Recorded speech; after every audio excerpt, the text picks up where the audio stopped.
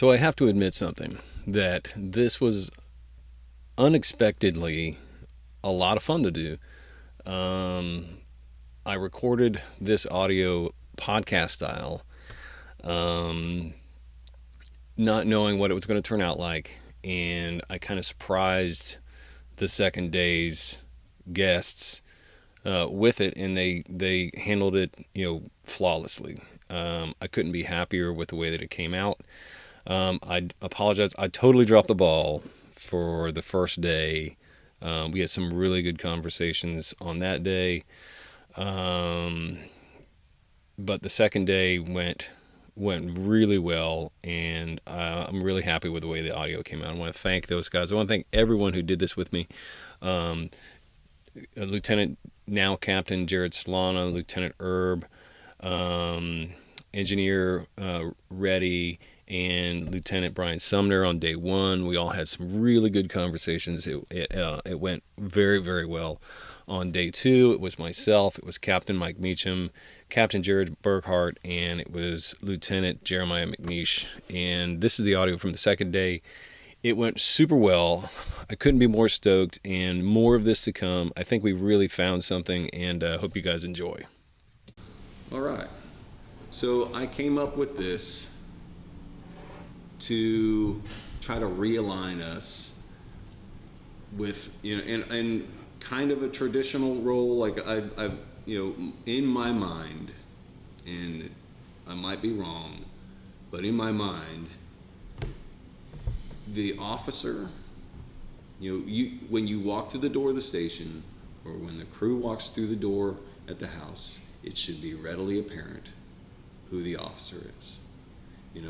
I don't buy in on the idea that we're all the same and we all look the same and we all, because we're brothers, right? We wear the same color t-shirt, and we all speak the same language, but I'm of the opinion that just by our mannerisms and just by how we behave and how we control things at the station, when anyone walks in, regardless of whatever your shirt says, they should know who's in charge. And that, if that will reflect across everything that we do. I think we've gotten away from that.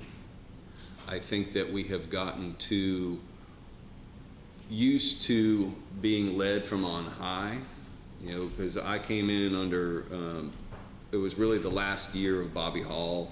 Then we had Chief Shank, and then we had, was it Chief Connaught? Or no, it was Chief Shank, and then Chief Pravat, right? And in the beginning of the department, and I don't want to throw stones at them, because you do what you know what you know, and you go with what you got, and that's what they did. But I think the sentiment then was we were kind of a bunch of cowboys out of control, and I need to tell them where to go, tell them what to do, tell them how to do this, otherwise the world is going to burn down. And I don't see a lot of that, but I think it's echoing in our station life. Not necessarily on calls, because I think that for the most part we handle our calls pretty well. Our jobs are getting done. We're really good at medicine. We're on, thanks to the street level people, we're on, we're up to speed when it comes to fighting fire. If not, we're better than a lot of people in the state fighting fire because of us. Yeah. We came to our rescue when it came to that. And just from that aspect, that should be an eye-opener. That came from us. Our leaders up there, one in particular, he was at the forefront of nozzles and our engine company operations and truck operations, but all those guys were on the street when that happened. So, there's a flag at Station 5, and there's a few of them around. I think there's one at 1, and it's so true. It says, no one's coming, it's up to us. And I use that when it comes to morale. I'm using that when it comes to our training, because it works. We're good at this. If and this occurred to me the other day, if everyone at headquarters quit tomorrow, what would we do? Our jobs. We would do our jobs. We would show up, we'd go to the station, and when they would call, we would go run calls. Mm-hmm. Yeah, we'd start asking questions eventually, like who's going to go run the show now, but we're going to get the job done. So I think that well, we've kind of been in that position here the last year, right? Like, if it, up until maybe whatever Chief McGee got the formal, hey, like it kind of felt like we were in that position. You're 100% right. And and let's tackle morale real quick. And if it were so easy to just tackle it, when we were in the middle of the morale battle, this was in the back of my mind the entire time. Like, this is an us problem. This is not a headquarters problem. Because on my way to work, especially over the last couple of years, I have to have a talk with myself. Like, they're counting on me. The whole crew is counting on me to show up and to dictate what the flow of the day is going to be like. Because what's the first question they ask you when you get there? Got anything going on today? What are we doing today? So it's us. And so just by the way that you answer that question, you could either make or break their whole day. Like, I got search training today. Yeah. Or, bro, we got search training today. It's going to be badass. Both of them end in the same, have the same outcome, but how they look at that, they're going to get directly from all of our voices, how we do it, and that just comes from a mindset. Right? Enthusiasm's infectious, right? Oh, so, God, like, yeah. dude, like, you come in, like, I know, like, we're like when Jeremiah was still with us, like, we're lucky, dude. We had a bunch of guys that loved to do the job every single day, and still do. Yeah, so it's like, dude, like, I've said this, it's like, I loved coming to work every day. I love, like, every third day. My wife constantly tells me, "Oh, you like being at work more than you like being at home." I'm like, "Yeah." I don't want to tell her that. Yeah. I get to do cool stuff. I get to hang out with some of my best buddies, and get to we do the job. We do our training, which I love to do. But it's like coming to work's a joy. I mean, talk about that. How is the morale at Five so good every day? Like, because that's one of those places when you show up, no one's sitting around, no one's like sulking, or it's not like everyone's off on their phones just like hating on each other. It's one of the best places to go. How is that? I think it's a lot to do with personalities. I mean, you got guys like you're around Kiki and you're around Phil, you're around Wayne and Tyler, and unfortunately Jeremiah's not there, but when Jeremiah was there with us, like, it's fun to come to work. We're all like-minded. We all have the same mission, the same goals. Like, if we're like, hey, we're training today, everybody's like, all right, sweet, let's go. Like, no matter what it is, if it's pulling lines, doing RIT, search, we're all into the job. Right. Like, we have a big group text message that we're talking every day we're off work, So, like, it's like we talk about something, or we share, videos or Instagram reels about fire, and then when we come into work, we run some calls we run some good calls, and we run some calls that, you're going to 150 Mariner Health 5 times a shift or something, which nobody wants to do that.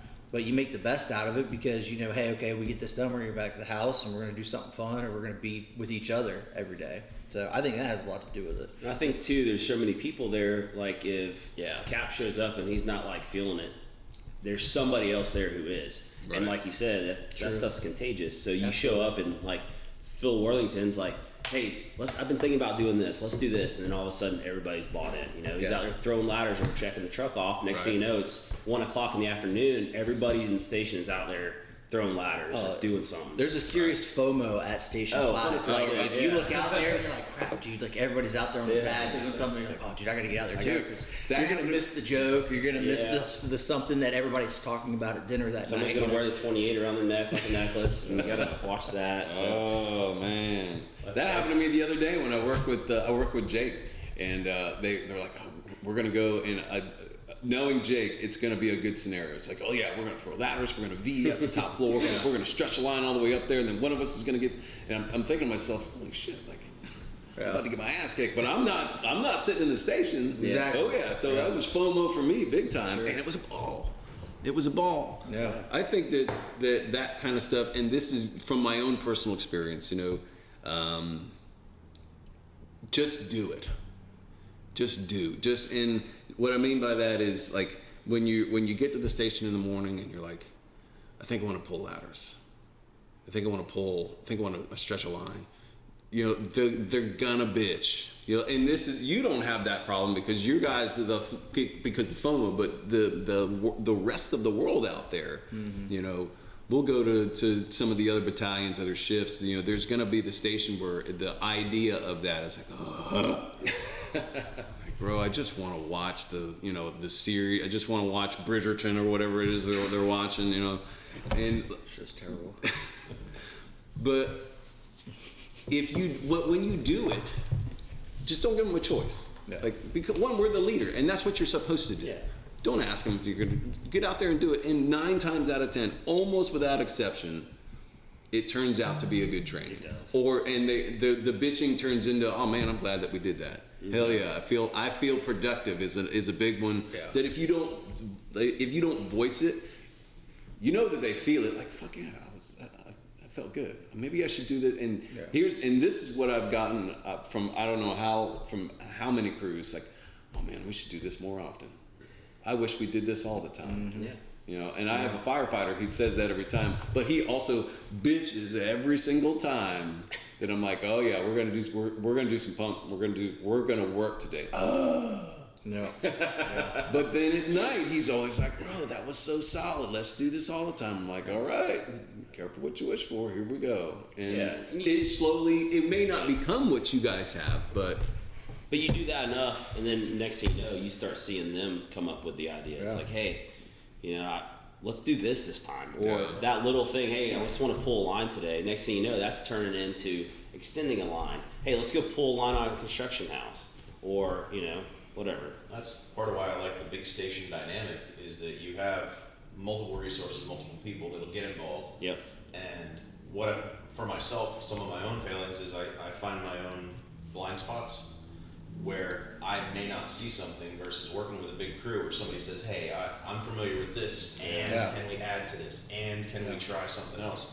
And so sometimes you don't know your own blind spots until somebody helps point them out. Sure. Mm-hmm. And so the big stations, I think the dynamic is different. It can be positive, and it usually is. It can be negative depending on who's running the show, so to speak.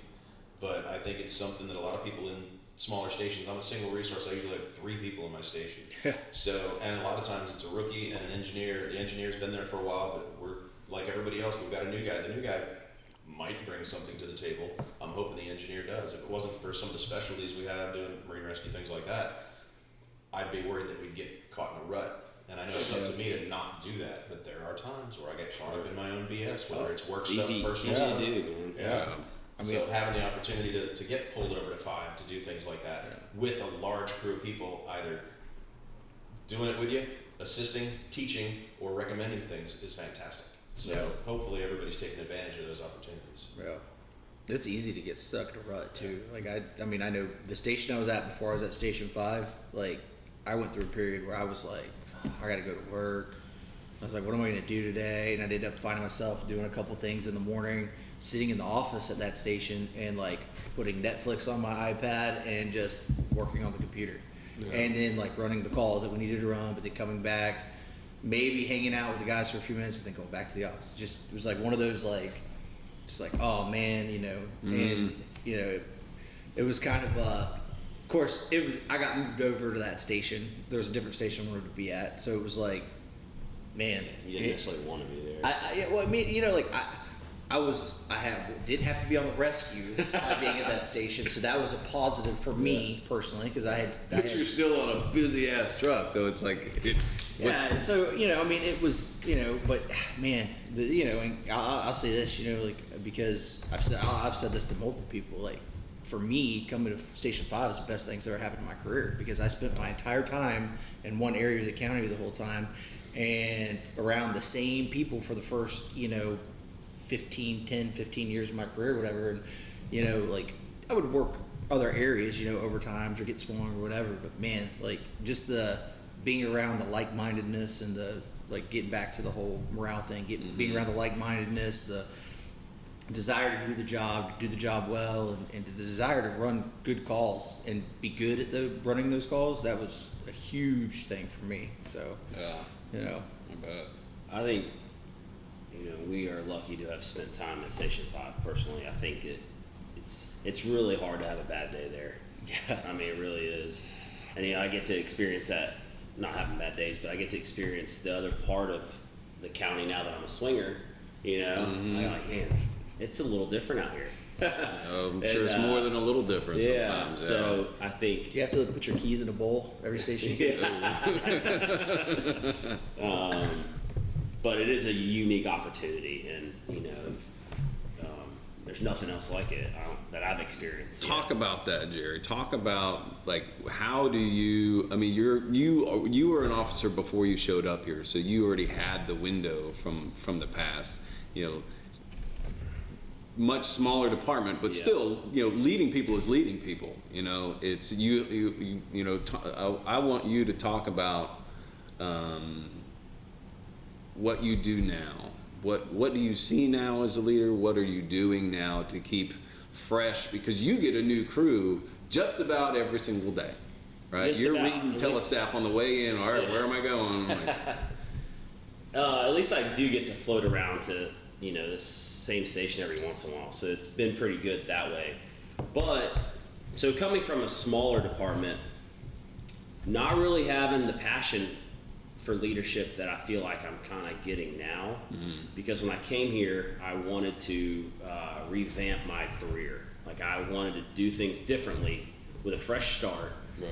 And leadership was always one of those things I really felt strongly about, because I haven't ever had like real strong leadership coming up through the ranks, and I feel like I want to be that for somebody.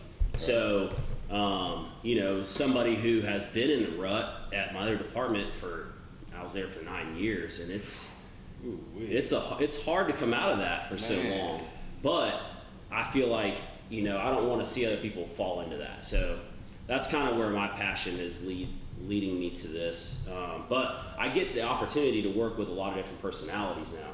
So at Station 5, it's really easy to lead those guys because they're already doing it.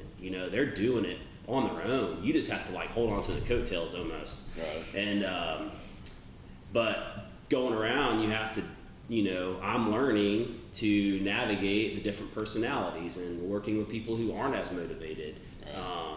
And I find myself being the one kind of, like you said, coming in, guiding the day a little bit more. So that's been helpful for me, and I'm trying to use that as experience to kind of mold my leadership style. And it's honestly been fun. I've taken more away from it than I thought I would. So it's been a good opportunity for me to kind of grow as a leader. How long have you been with St. John's here? I'm in my 8th year. So you have 17 years on the job right now. Yep. Good night. Yep. You ready to retire yet? Were they FRS? No. No? Okay. So no, I'm not ready to retire. You're not ready to retire? Ooh, wee. Yeah. Yeah. But all of it, man, all those years have kind of, formed me into the person that I am now and how I view things. Mm-hmm. Not all of it was great. I've come across leaders who I learned more of a style of leadership that I did want to emulate, which is also important. Right. You see people who are in leadership positions and you're like, man, I do not want to be like that guy. And sometimes that's almost a more powerful message. Yeah, it can be. Like that. When I'm in this situation, you almost don't even have to have the internal conversation. You just know, like, that was the worst thing I've ever seen. Yeah. That will never happen. It's funny. I was having that exact conversand with somebody yesterday at search training, and I was like, because we were talking about all the moves coming up and everything, and I said the same exact thing you just said. Yeah. And you know, you mentioned us being leaders at the station and going on calls. You know, I feel like being on calls, the leadership stuff is, you know, such a small percentage of what we will do as company officers. Like 90% of what we do is leading at a station, you know, leading, you know, a lot of their personal lives in a way, Right. you know, you're kind of tied into. Yeah. So, Chief Steen had said this to me, you know, within the first month of me being a lieutenant. He says, you know, you're going to go to a lot of scenes, you're going to see a lot of stuff, you're going to do a lot of things. He says, but by far the hardest part of this job is the people aspect of it. And it wasn't dealing with people, but it's more of like, you know, how do you handle like the people end of this, you know, from an emotional standpoint, from you and from them, when their day goes bad or when something happens in their life, they're going to come to you, you know, or like, how do you react, you know, when things go sideways? And I feel like I want to tell you this, Jerry, from the time, because when you first came to St. John's, you were on A shift. And from the time you got here, and I don't know if maybe Jared would go down this road with me, I recognized in you leadership from the beginning. And a lot of that to me comes from demeanor. Like how you come across to your people matters. And this is where, you know, to me, leadership on calls, for most of the time, it's silence. yeah, sure. It's silence. It's something that I heard a phrase years ago called quiet competence. And that's the person that doesn't necessarily need to yell, doesn't necessarily need to be as verbal with things. If you're leading by example and you're showing the way that your guys and girls can do stuff, it's something that my dad was in the military for 28 years. He enlisted in the Navy, and when he left, he was a commander, so he worked his way from bottom on up pretty well. And that was something that he really tried to instill. Like, he never verbally said it, but I watched what he did throughout his career when I was younger. Hence the silence. And didn't understand it until later, until I was in this job and started to realize the things that I saw him doing when he was interacting with the people that he worked with, the respect that he gave the people that had a job to do, and understanding that they were pivotal to getting things done, and not stepping on their toes because they might do something slightly different than you. If they're getting the job done, then you don't have to tell them that they could have done it better. If they did a good job, there might be things to talk about different, tactic-wise or something like that. But when somebody does a job and they do it well, recognize it. And you don't have to scream it to the mountains, but something as simple as after a job going, hey man, that was nice. That was good. I'm glad you recognized that. And a lot of people like that. They don't necessarily want to be called out for good or bad. You know, they just want to do their job. But a little bit of recognition and being able to step back and allow them to do their job while they're hopefully looking to you to lead in some capacity, whether it's by example, like you said, from the minute you get to the station, or whether it's on a call. These are things that make a difference. And make a big difference. To speak to some of the other points, talking about going into different stations and dealing with different people, everybody reacts differently to different types of leadership styles. People learn in different ways, people react in different ways, and just having the opportunity to see how all the different people in this department, hundreds of people in this department, can learn and grow can make a huge difference. And the fact that we're moving forward the way we are, I think you guys are right. There was a point where it felt like we were almost at a standstill. And I've worked for some great people. I've worked for some people that, like you said, I've learned something from every person I've worked for. Some of it was what to do, some of it was what not to do. And that's great. To be able to recognize that is huge. So I'm excited to see that not from on high, but from where we are on the street level, that there's, I think, a common concern for some of the things that have happened and a desire to move forward in a positive way, because this is the kind of thing that's going to affect the department for years to come. You know, fire departments don't go out of business. We're going to continue to grow. No. And so if we don't kind of reset the course in some areas, some of it is going well, but there are things that at our level on the street can change, and that includes plenty of things in myself. So hearing other people's desire to do something positive, I want to take this with me, and I want to be able to sort of instill this. Yeah, I have a small audience. I've got 3 people in my station, including myself. I've got the other crews on the other shifts that I also, I hang over or I come in early so I can speak to them as well. And just to try and show, something positive there. But moving forward, this is only going to go out, it's a big pyramid. The first person's affected, they may affect 2 more. Those 2 may affect the next 4. And it will absolutely have ripple effects. Well, the thing that that bakes my noodle when I think about it is 100 years from now, there will be people in this department.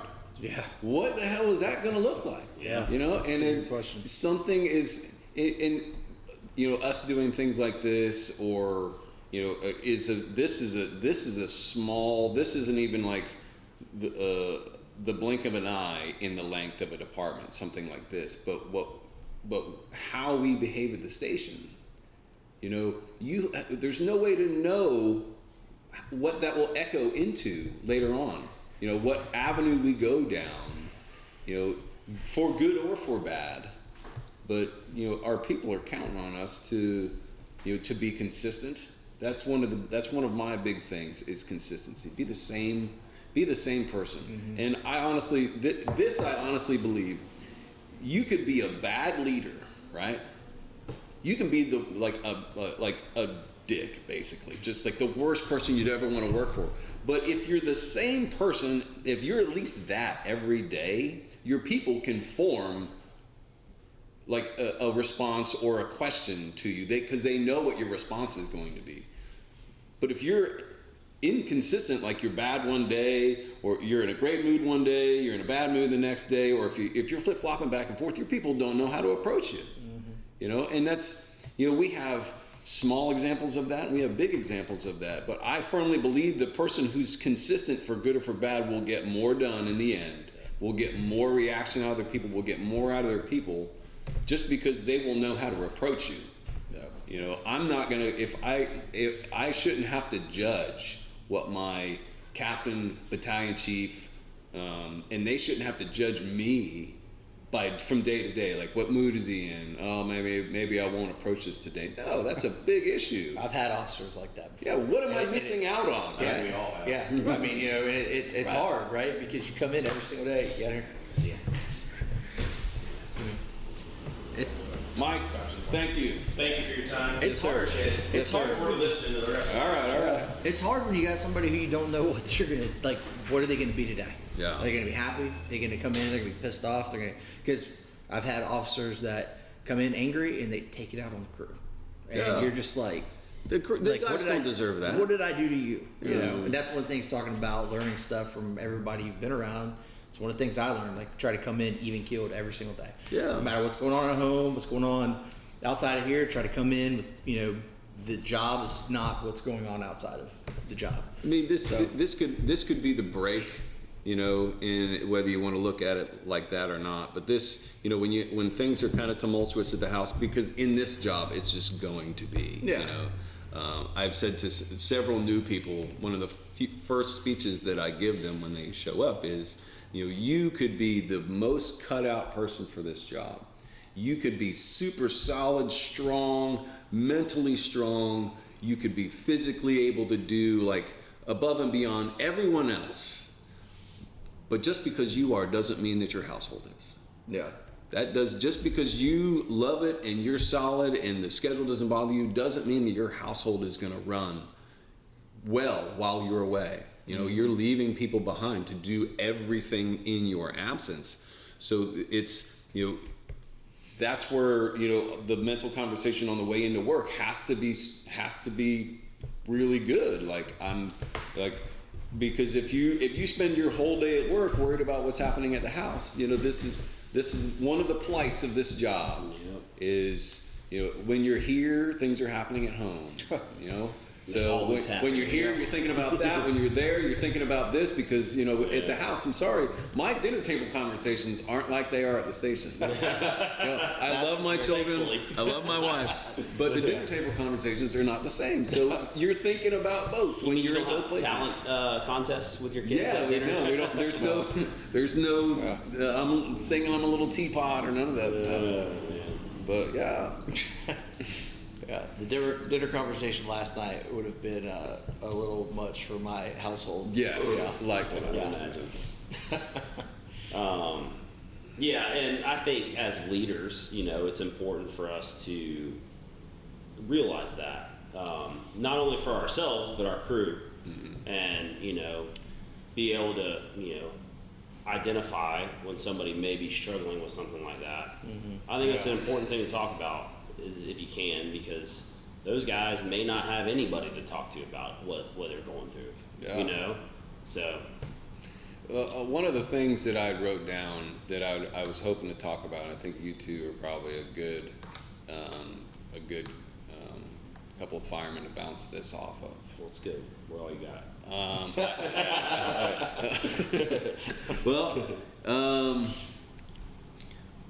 I was listening to a podcast the other day, and this is what spurred this thought.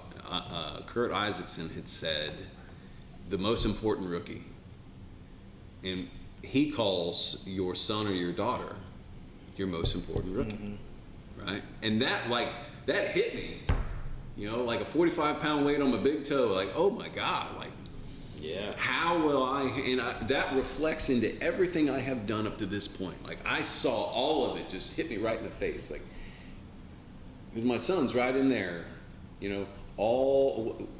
what would I think? How would I have handled training him differently than I've trained everyone else? He sees, like, how he'll tell you when I get home, like, I'm happy to be home, like, but I also set the tone for my house. I'm not going to come in and hit him over the head with negativity or anything. That's just like I don't. Such a good point, dude. Yeah, it is. I do. But yeah, I looked backwards. I'm like, and I saw so many potential mistakes that I've made. Yeah. Because if that was my son, how would I have handled it? The fact you bring it up, because my wife always tells me my oldest son is a reflection of my mood all the time. Really? So if my wife, because if I get frustrated, I huff. So I'm like, I notice, like, if I do that, and then all of a sudden I hear, and I'm like, turn around, it's my oldest son doing the same thing. Or if I get frustrated about something, he's frustrated. It's like, he doesn't know what he's frustrated about. He just sees dad's frustrated. Dad's frustrated. And then I'm like, God dang it, my wife's right. Like, gosh darn it, I gotta, try to change the attitude around here. No, that's so true, man. I think we can all identify things that we wish we could have done differently. Yeah. For sure. It was funny that while we were talking about, before you said the most important rookie, what was going through my head was, we were talking about coming in even keeled and all that, and setting kind of the examples, was the amount of rookies we have on the street right now, right? That was going through my head when we were talking about that, and I didn't get to touch on it till now, but like, us as officers are setting that example for these people who, a lot of them have not been in the fire service before. So their first officer is going to be their, like, hey, I remember my first officer, and I know how that person acted and what the way they did and how they handled things, and we're that example for. I mean, we've got, up until here recently, we had technically 4 rookies at Station 5 on C shift. Now we've got 3, but everybody has, because we're hiring so many people. Yeah. And you want to make sure you're setting that example, because that could set the tone for somebody's career. Absolutely. In the long run. Like, dude, if you get a bad officer in the beginning, and maybe you're just unlucky, and you get an officer who's not, I don't want to say bad officer, but an officer who's not as into the job or into the training, or maybe they're short timing and they're like, oh man, I just want to do my, I got a year left or whatever it is, But then they go from that person to maybe another person. So the first, like, maybe 2 or 3 years of their career, the tone, should be set. But now it's like, okay, maybe in that 4th year they get sent to somebody who's into the job, this and that. Now they're having to kind of shape that person in a way. That's right. And if you get to them early, sets that example, and hopefully puts them in a positive direction.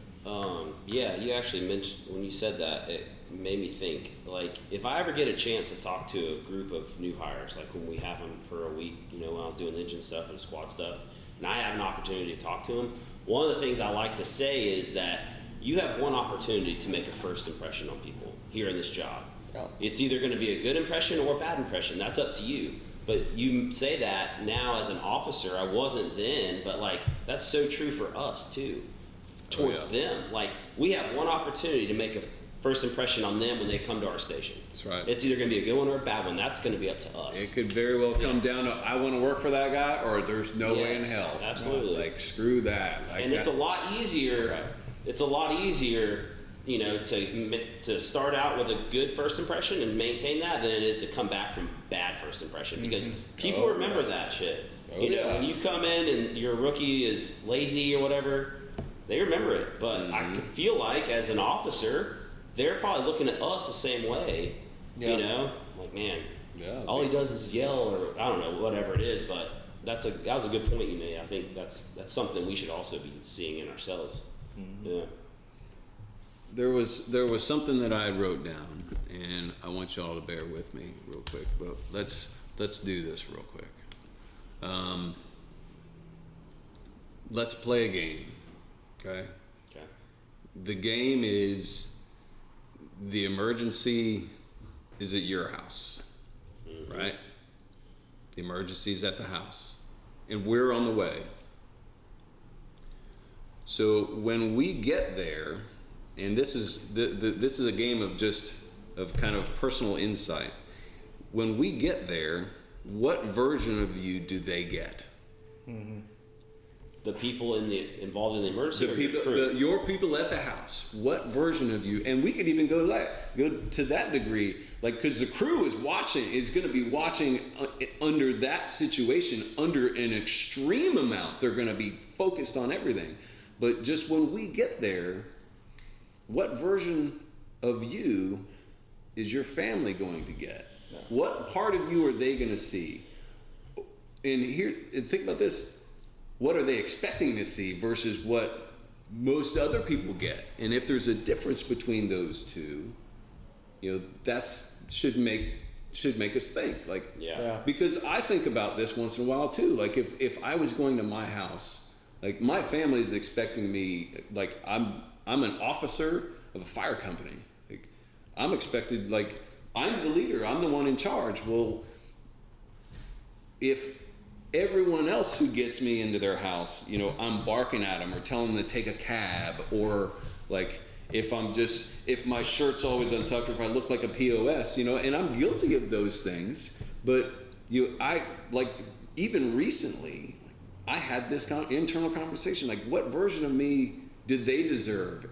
And if that's different than the version that I give everyone else, then I really need to take an inventory of what I'm doing every day, because one, I'm paid to be here, and everyone else deserves that same version that I would give to my family. Yeah. Right? Or to look outside of yourself. If I was going to your family, right? Are you going to expect me to behave in a way that you're not willing to do yourself on other calls?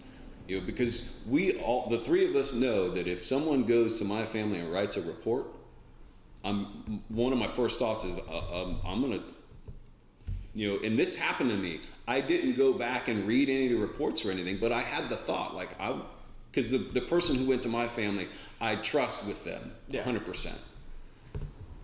But if it's someone you don't know in this job, if someone from the north that I never worked with, I'm going to scrutinize it because these are my family, right? Sure. And but I also need to reflect personally: am I expecting them to do something that I don't do? You know, that's a me problem. That's not even a them problem. And so that's part of where I decided to do this, is because this is not just me trying to clean up everyone's act. This is me cleaning my own damn act up, because I have all these conversations that I've had with myself internally. Like, if there's no way that I'm the only one fighting all these battles, and I need help, you know, essentially doing this. And I know I'm not the only one, but you know, I've had these struggles, you know, and when I wrote that down, I was like, holy cow, yeah, I've done that. I've been that guy. You know, I try to, you know, I try to treat everyone with, you know, especially on calls, like I'm kind of a grandma whisperer. You know, I have a soft spot because I don't have any grandparents left. So But I despise when I see people telling people, and I'm going to touch on this, and it's going to sound like I'm being harsh, but I got to get it out there. I despise the idea of take a cab. I completely despise this. Yeah. It's one of the things that just when I hear it, sometimes I bite my tongue, and sometimes I have to say something. And the idea of the fire department showing up and suggesting that someone takes a cab to the hospital, to me is, we should, if that's the case, leave the ambulance, let them drive themselves, because they own that damn truck. Yeah. It's their truck. As a matter of fact, not just the truck, they own the boots that I'm wearing, they own the uniform that I'm wearing, they own all the equipment on the damn thing. How about you keep the ambulance, I'll take a cab back to the station. If you don't need, because that's the how worthless I am to this call now. All you need is a ride. Well, this is your truck. Take it, go. And that's why I was like, I cannot stand the idea of someone suggesting someone take an Uber. They own that damn truck. Yeah. Take them to the hospital. I've always felt like it's easier to take them to the hospital. It is easier. Yeah, to me, like it's, And that's coming from the guy on the shittiest truck out there almost every day. Like, I'll just take it. I have bad days. There are people that I have to have conversations with about what the definition of an emergency is, which that doesn't ever go over very well. But sometimes it's needed, and I try. It's taken a long time to be able to professionally have that conversation with that's someone the key. about how what an ambulance is used for, and how in a lot of times it goes over pretty well. Yeah. This ambulance covers an enormous amount of territory for emergency activity. So what we have to do is we have to weigh when we get to each scene, is this something that I have to take an ambulance that protects all this territory out of service to do, or if what is going on is something that do they really need me to take them to a place, right? And so to be able to professionally have that conversation, but to suggest that, I know you don't have a car, but you don't need me to take you. Why don't you just call a cab and go? Yeah, I don't like that either. I have a big issue with that. Anyway, sorry, soapbox there for a second. No, I think it's I perfectly think fine. it's really good to have that self-reflection on trying to think about things as if it were your family. Right. Not only, I think from a personality standpoint, like you show up your type of attitude you have towards them, but like as like a, if my family was trapped in a house fire, what type of response am I going to expect from the crew who shows up? Or if my family's trapped in a car, entrapment, I'm going to expect and hope that they send the A team, to get my family out. But like we should all be the A team. Like it doesn't matter what shift it is or what station they call. Like we should be able to show up and handle that as if it were our family. And I was watching that scene unfold from a camera and not have to criticize those guys. Like what do you mean you got off the truck with your shit undone, like you weren't ready to go inside, my kids are in that house. That's right. Mm-hmm. Those situations don't happen as often as just the interaction, Mm-hmm. But you're right. Like I think it's good for us to think about, hey, if you were showing up to my kids because he was having a medical emergency or my whatever, like this is how I would expect you to act, Right. and we should turn that into, hey, we show up to a call, this is how we should act, because that's somebody else's family, somebody else's kid. Yeah. They don't call 911 and ask for the best ones to show up. Like they call 911 and we show up. That's It's right. our responsibility to be the best ones. So, Jerry, you had just talked about the role of an officer when it came to boundaries, and one thing that I want to talk about is, and I'll even read to you what I wrote down. Know what everyone's roles are from the bottom to the top, especially those that you are the most critical of, whether that's you or whether it's the fire chief. And so I had this conversation yesterday with some of the crews here, and I'm a big, like, everyone has a role guy, right? I have a role that I'm expected to do. They're paying me to be here, and they're paying me to walk in the officer's shoes. So everything that comes along with that, I have to accept everything that comes along with that. And to your point, like, I'm like, especially you're like the supervisor of the South, essentially. Now you work for the battalion chief, but when I have a problem, guess what? You're hearing from me. Yeah. You're like you hear from me first, or I have to call you first. So you're the first catcher's mitt that of whatever shit that I'm throwing at you. Oh yeah. But that's the role that you're in, and that's also how our industry is designed that way. But to that same point, when discipline comes down, so if we're doing it the way that we're supposed to be doing it, you know, I misbehave at the officer level, or something happens at my station, the battalion chief should make it aware to you. You're the one who's in charge of me directly. You're my first line officer. He shouldn't skip over you. That doesn't mean he can't be involved further down the road, but you are coming with. And if they're, in my opinion, if they're doing it right, you're going to be the one to initiate whatever this disciplinary action or talk or what have you. When it gets to me, I can't be mad at you for doing what you're supposed to be doing. And so I guess to round out the conversation, I'm of the opinion that it's not personal. Just business, baby. It's just business, right? If the battalion chief and now it shouldn't be the battalion chief coming down and yelling at my firefighter. I will never let that happen. Yeah. Right? That will not happen in my station. Right? Well, Because I'm gonna stop them at the door. At least when I hear it, like, whoa, hang on. And it should be beneath them, right? Like, their job is to allow, right? We have chain of command for a reason. Right. Their job is to allow officers to do their job. We're all adults. We all have roles to play. Yeah. And, you know, I know, like, if there's something at a station level that, like, Sean, you call me, you're like, hey, I'm having this problem. Like, okay, what do you need from me? Do you want me to handle it, or do you want to handle it? It may be something where we just you bounce ideas off of me, or we have a conversation about how And something most of the should time, go. that's what it is, right? Yeah, right. And then it's like, hey, if I need to, you know, if you need me to come over there, I'm absolutely willing to help out, or, you know, whoever, just, you know, because you're here, I'm saying you, you know, like, I'm willing to come over and help out with whatever you need. If you want me to take the reins on it, I'll take the reins on it. You know, it's just, you know, and then obviously as we move up in that chain of command, it depends on the seriousness of whatever's going on too, you know, but let officers have a chance to deal with whatever issue needs to be dealt with. The most, the closest officer, I guess, you know, or however you want to say it. Like, so if it's the lieutenant needs to deal with it, good. If the captain needs to come in and deal with it, then we'll do that. And then if the chief needs to get involved, which if it makes it that far, then something is amiss. It's really big if it gets to that Yeah. far, right. So yeah, but And roles, like, it's and like you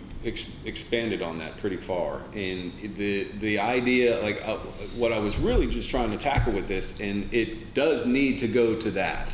You know, the conversation needs to get to that. You know, and I think we all could use take a kind of like a personal inventory of how we view all these roles in our department, right? Especially our own. Like, I'm like, when things go sideways, you know, I need to have the understanding that I have to handle this. yeah, But and if I can't handle it, that's when I need to involve you. Or if policy says you have to be involved, my crew needs to understand that, guess what? This is the role that I play. I'm going to the captain because of the role that I'm in. This isn't personal. Yeah. I'm not personally attacking you with this, but in me as an officer, you know, knowing what my role is, I also, if I choose to not do what my role says, I need to accept the fact that, you know, and when it comes down from further up the chain, hey, why didn't you report this injury, or why didn't you do this or that or the other? You know, I can't be mad at you for coming down on me and saying, bro, you effed up. yeah, Like, it's not personal. Like, that's your job. You are supposed to do that. And, you know, I like to look and use headquarters as a perfect example of this. And, you know, not in a bad way, but they have a job to do. They have a role that they have to play. Absolutely. And I can't sit there and say, well, why aren't they doing this? Why aren't they doing that? Well, the first stopping the conversation is, what is their job? What is the role that they play in this? And that's what I need to hold them to. This isn't personal. It's not friends, because I like and respect a lot of the people that are up there, almost every single one of them. But like I said, it's business, baby. Yeah. It's got to be business first. And when you take your personal feelings out of it, most of the time that's what the hiccup is anyway. Yeah. Because I feel attacked. Of And course. you can't control the feelings, but when they come up, they come up. But you got to preface those things with that's Cap I got the phone call like, bro, what are you thinking? Like, well, you're supposed to do that. That's what you're supposed to do. Yeah. So I just can't take it personal. Yeah. That's. And, and part of it too is right. We're in such close proximity with each other all the time, like the crews, right? So it's like it's hard to. At times, it's hard to separate the personal from the business because you have personal relationships with these people. Yeah. Right? Like I have a personal relationship with everybody on my crew. Our main core at Station 5 is a group that I've been with for almost 5 years now that I have gone to conferences with. I've been to weddings. We've, spent significant amount of time together outside of work. So it's like, there's a point where it's like, okay, sorry, you messed up. Hence, I have to do this. Yeah. This is my role. You did this, and there's consequences for our actions, or whatever it is. But that's also the boundary. Yeah. That's the boundary. That's one of the easy ones. The harder boundaries are, should I really be having beers with them? Or I think for most of us, it's, should I participate in this level of conversation at the dinner table? Yeah. Is my voice needed in this? Yeah. And I'm a big fan of silence. Sometimes can speak volumes. And I tell a lot of people, my engineers and my firefighters, or other officers, if I get a chance to have the conversation, what you do matters. Mm-hmm. Absolutely. And they watch what you do, but they also watch what you don't do. Mm-hmm. Sometimes that is just as powerful, if not more powerful, in action. And for the good or the bad, and in the conversation, when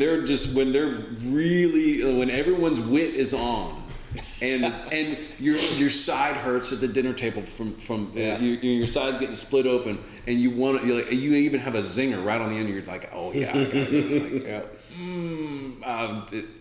You're probably if your instinct says keep your mouth shut, you should probably follow it. Yeah. Should probably follow. Yeah, who's really good at that? Jeremiah can attest this, and even you, Chief Steen. That's the big joke on 5C is if somebody starts saying something, it's like, oh, I can't be. It's because Chief Steen would always. Oh yeah, pick up the phone. It would be. It's always South Battalion. This is Heath. Yeah, or South Battalion. He's really good at that. Yeah, and when he first does it, you're like, did we say something? But no, he's a master at knowing where the boundary is, and he'll rap with you, but he understands his role probably better than most of us understand our role. For sure, and he did a good job of he could see the conversation going sideways, and he's like, all right, I'm gonna exit. I'm gonna do it in a way that's like, hey, I don't you guys. You're doing your thing. I'm gonna do it. And kind of because he obviously wasn't getting a phone call 95% of the time. So he'd be like, sometimes, hey, see you guys. As a joke, and everybody would laugh about it, and then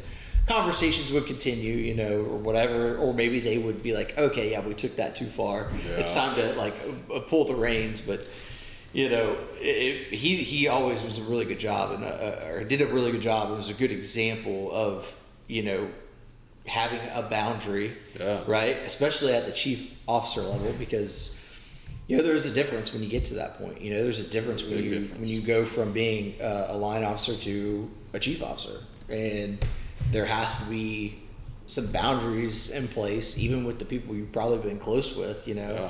I mean, just the fact of the situation in the rank. So. And he's looking at at us when we're talking to him, you know, and I don't want to label him and say he's judging you in a bad way, but in a way it's his role, right? Yeah, for like sure. because that's my chief. He was my battalion chief, and he's watching my interactions with my crew. And so it's one thing if it's just he and I and we're jamming back and forth, but what am I saying to my crew or to him in front of other people, right? Yeah. So all these like without reflection or looking at it, all these are boundaries that we need to have, because it might be a boundary that we have personally with our crew, but it's also the boundary of, you know, we all cross that threshold when we go into someone's house. We have to turn all that off. Oh, Yeah. Yeah? Yeah. And still it's there, but, you know, I think a few of us, and myself included, have been guilty of not being able to turn that back on when I need to at the station, and not realizing that, and not seeing the time when it should have been appropriate, and I didn't do this, and I didn't, you know, not necessarily put a wall up, but just like silence. Maybe silence is what's needed here, instead of, you know, verbal assault or, you know, or whatever. Because we're all good at that. Oh, yeah. And sometimes with Chief, you know, we would say things around Chief just to see if we could get him. Oh, yeah. Yeah, and that stuff I think is okay, but it shouldn't be all the time. It definitely shouldn't be all the time. I don't know. You guys have anything for me? Anything at all? I feel like I'm just lobbing things at you. You guys are masters at being able to absorb these, because No, I some think, people trip up when I was gonna pose the question earlier, Let's but do you it. but you hit it. I was gonna say, my question was going to be, you know, let's have a discussion on how you transition from being an engineer, you know, and promoting into a company officer around the same crew. Yeah. Now, how do you now, or maybe you are already an officer, but now you're starting to see this type of stuff, and you're like, man, I really need to change my ways. You know, I do have to start being this way. Right. How do you change that mindset, not only in yourself, but how do you get your guys who know you one way to buy into this new you that Yeah. you're trying to, you know, emulate? That's tough. Yeah. That's really tough to do, you know. And I was one of those guys where I've now had all 3 ranks that I've held at the same station. I didn't start out as a lieutenant at 14, but I ended up there anyway.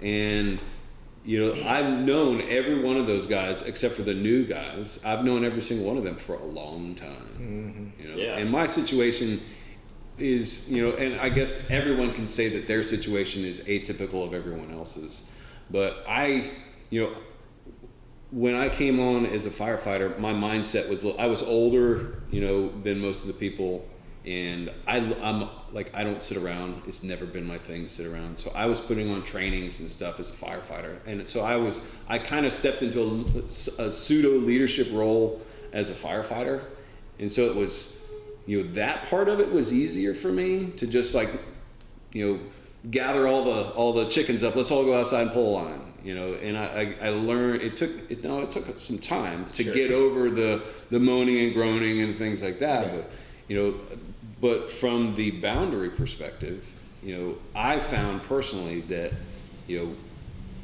slowly, you know, what people don't like is they don't like your crew. It's hard for you to put a wall right up in front of them. All right, it's my first day as a lieutenant.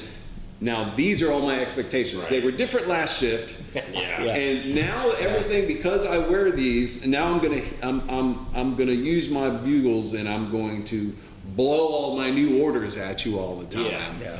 And that's not that they're not going to react well to that. No, it's because I wouldn't react. Yeah, it's well got to to be a gradual climb to the top of the mountain, right? Like you're not going to just fly up there like Superman. You got it. It's got to be a walk to the top. You know, just to use that analogy, because it takes time, right? Yes. Like there's an adjustment period, you know, that everybody has to adjust to. You have to adjust to the new role.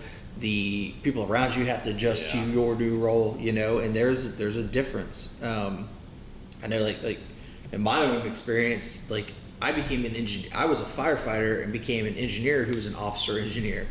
So I went straight even from, sooner, right? Yeah, like I went straight from, okay, hey, and this by the way my experience happened was I scored on the list. The person who was riding in charge of the rescue at the time, because I bounced back and forth from rescue to the squad. The person who was riding in charge of the rescue at the time scored a few spots behind me on the engineers list, and Chief came to me and said, "Hey, Jared, you're getting promoted in a week. You're now riding out of position the next like 4 shifts on the rescue." And the guy who had been riding out of position for the last 2 years, Right. is now I'm riding out of position in front of them, and I'm like, well, shit, dude. Hey, and granted, him and I had and still have a great relationship with each other. Right. So it wasn't a terrible transition, but I got promoted 2 weeks later, and now I was his basically you're his a leader. supervisor, right? Yeah. And so it's like, it wasn't like I turned around and was like, hey, I'm the boss now. It was a gradual, like, hey, man, and granted, he got promoted, not long afterwards too, but the other people who were at the station, it was started to become a different dynamic, right? And I stayed at my same station. I literally just went from the left seat to the right seat, and then I stayed there. I got promoted in that station from engineer, which was an officer position at the time, to lieutenant. So the guys I had with me then were a couple guys that I actually still work with now at 5. But there was a transition there too. It's like, hey, okay, now I was kind of in that role because I was the only person above the rank of firefighter at that station for a while because. That's nuts. Yeah, especially if you like. At 17, I'm not going to say any names, but that crew we were young. Yeah. Like we were like I was running the squad.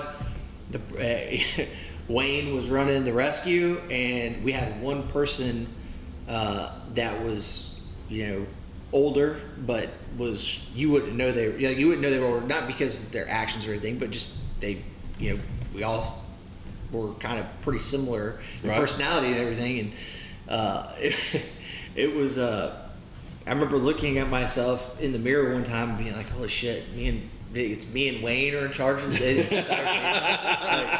Like what? Somebody messed up. Like, what is happening? Because our captain at the time was riding permanently out of position because our chief was at the end of his career, and he took some time off to get some surgeries, and so our captain was riding up, and then our chief came back for like a month, and then he was gone again for burning all his vacation time, which when you were hired that long ago, you have a million hours of vacation and everything else. He's at 360 plus the holidays. Like it was like 18 months that it was me and Wayne at 17 riding in charge. And it was just like, holy shit, it was a great learning experience. But back to that role of like going from one step to another or promoting and staying in that station, there was an adjustment period for sure, because I went from like a firefighter to being like, I went from the firefighter to an engineer you're a line officer. Yeah, and one rank. Yeah. One first promotion. Guess what? It's you now. Exactly. And you're surrounded by firemen. Exactly. Right. But even as a transition, it was like, I did this for a period of time, and then our lieutenant took a different role at another station. Yeah. And then there was no lieutenants there. There was no it was just an engineer. So, it was definitely Criminals are running the jail. Oh yeah, I love it was an adjustment period, but it was. I'll tell you what, it was a phenomenal time in my career that I loved because it was super fun. It was enjoyable. We figured shit out. I could only imagine. Yeah. Young Wayne. Much less.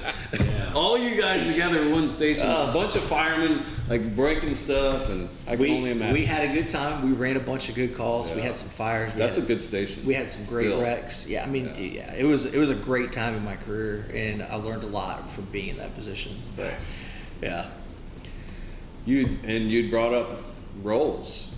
Again, it's almost that word just will just keep coming up, and I've thought about this because I've had to do this a few times. Like, I'm now in charge of somebody that we were the same rank yesterday, right? And so I've had that conversation. Like, listen, nothing personal, but you understand the role that I have to play now. yeah. So we're gonna have a good time. I'm your friend, this isn't an original quote of mine, but it has so much weight to it. I can be your friend, but I will be your boss. Yeah. And when you don't necessarily have to say that, but what you say says that. Like the role that I'm in, when things go downhill, guess what? I'm the first catcher's mitt, so I might have to bring you. I might have to come to you if you do this, right? Or if we step over the line, guess what? It's going to be me having this conversation with you, and not the BC, because we're getting away from that type of leadership where the BC or the headquarters runs the station. I run the station. Yeah. Right. Yeah. And so having that makes it easier to do that, to have that because it shouldn't be my expectations are for you to get all the reports done by this time of day, and we're going to wash the truck every single day, no matter whether it's shiny or not, and we're going to do this, we're going to do this.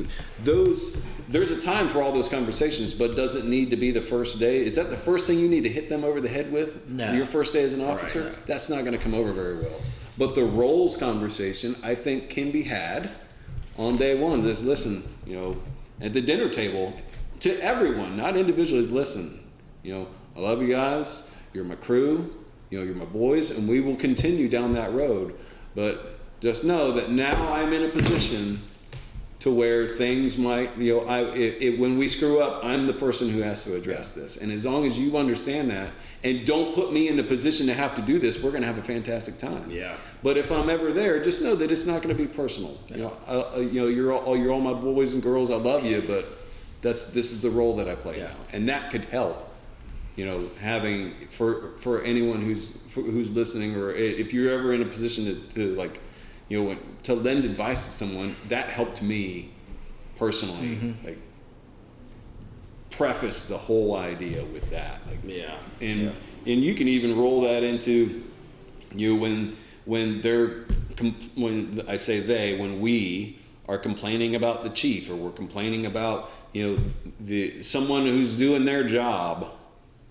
Let's go to that first. Is what they're doing, what they're expected to do. Yeah. Exactly. Yeah. Yeah. It's funny the it's not personal thing, because an officer who I've considered to be very influential in my career, who I'm still really good friends with, that was one of his big sayings. It's not personal. It's just business. Just business. Just business. Yeah. So, and I mean, I don't say it all the time, but I think it's not personal. It's just business. It has weight. It's not personal, it's professional. Yeah. And I think being on the other end of that then I was like a brand new lieutenant, but I still am. But being in a situation where you've had to have some discipline brought down on you from somebody that you've known since we were dang near single digits in age. Yeah. Right. It was a situation for me, But that was tough. I was more disappointed that I put him in that situation, because I know that he doesn't want to have that conversation, Right. but it is his role, at that point that I've forced him into, so, that sucks I'm to be sensing part a of. closeness in this. Yeah. Okay. But I mean, concrete art. and it is. Oh yeah. I forgot about that. Okay. Well, But it's the role. That's It a is, right role. and here it is. That's what it is. There were two guys sitting in that. There were three guys sitting in that room that I'm extremely close with, right? Yeah. And one of them got the brunt of it more than the other two, right. but it was a moment of, hey, right, roles, okay? Mm-hmm. There was some conversation that had, some people left the room, and then there were some other words said after those people left the room, but that conversation had to happen.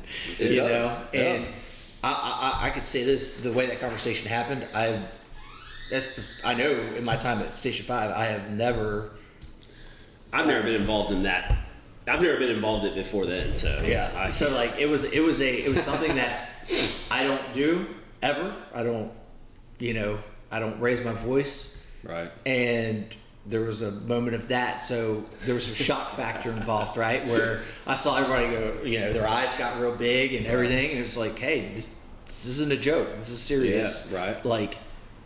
this is a serious issue that it's not whatever you may think of it. It's not funny. It's not a joke. It's, and you put me in this position that I have to deal with this in a way that the people above my head understand that we're taking this seriously. So, yeah. And there were some definitely defined rules that morning. There were, and it needed to happen. It really needed it. And, looking back on the situation, I'm thankful for the way it was handled. I think it was handled in a good way. Right. Could have definitely been a lot worse given the situation, but yeah. And sometimes that's the reset that needs to happen. And because you're human, we're all human, and as much as you'd want to say that, when I handle this, I'm going to handle it on an even keel, and I'm not going to break, break my character, if you will, when I have to handle something this large, but you don't know.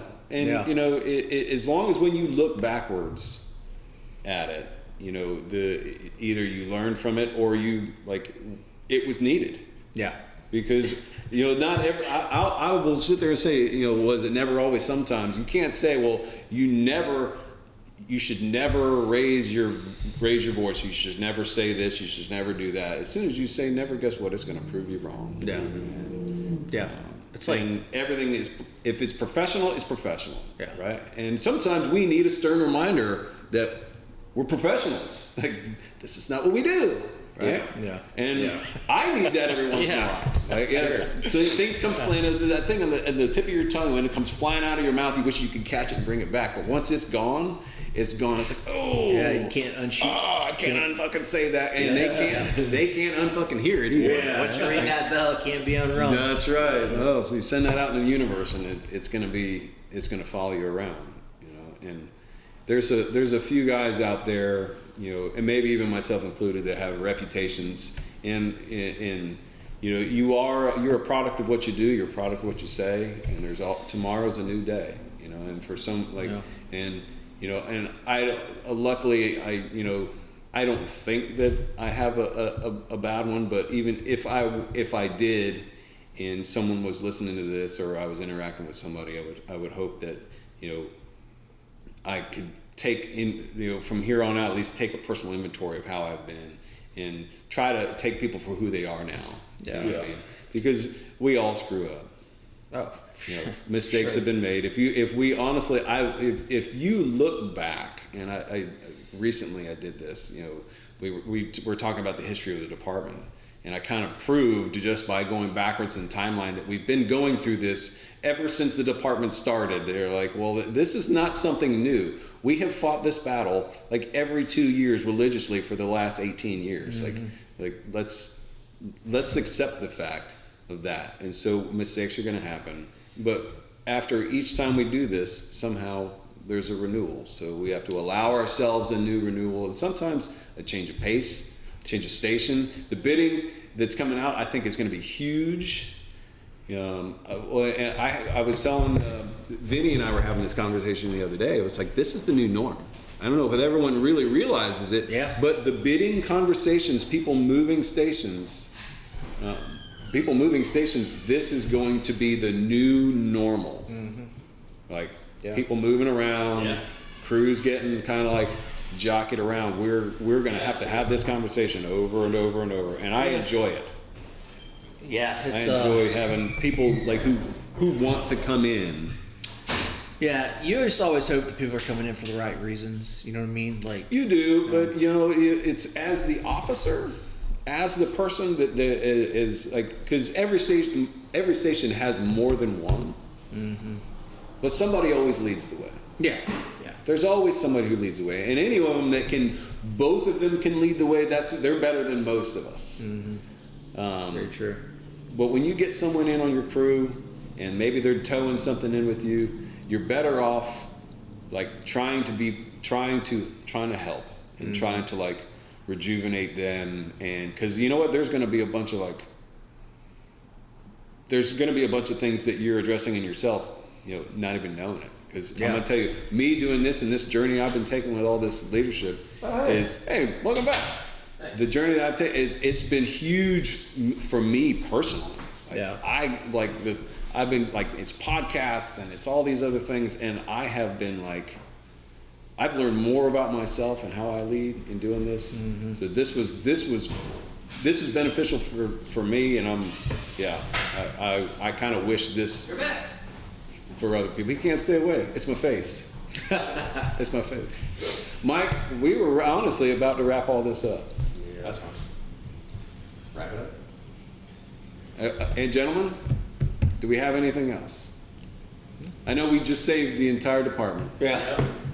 That was my There next are some other topics, but I think for sake of time, Let's bring another one. all right. So this is we're going to sign this off, and we will look forward to something coming up in the future. We're going to do this again. Okay.